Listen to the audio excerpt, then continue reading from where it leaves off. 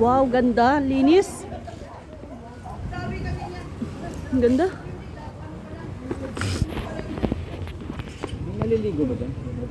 Oo, di ba doon pagbaba mo? Ayun, may mga naliligo pala. Oo, may naliligo doon.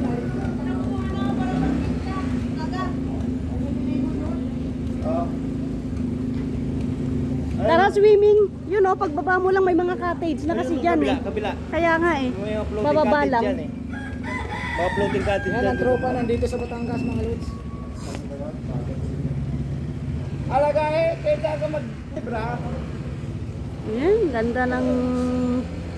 Saan ka na? Nandito kami!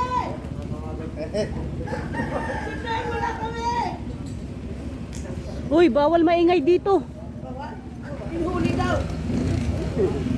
Nakikita mo yung mga yan? Isda yan eh, isda. Yung gumaganon-ganon, isda yan. Alon na yun. Ano doon sa Lapu-Lapu. Hangin ba?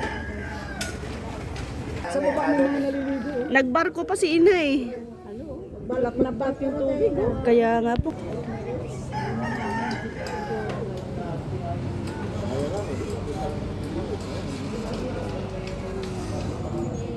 Patag na patag na. Ayan, patag. mga white sand oh. Kabila.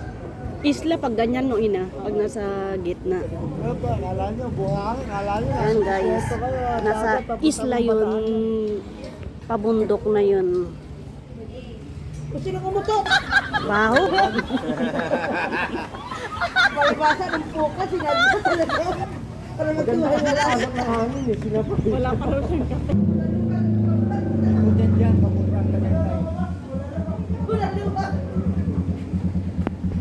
Guys, ang ganda. Sa pagbaba lang ito ng cave yang, ayan o.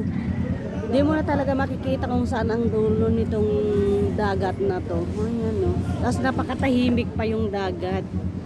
Hindi siya maalon.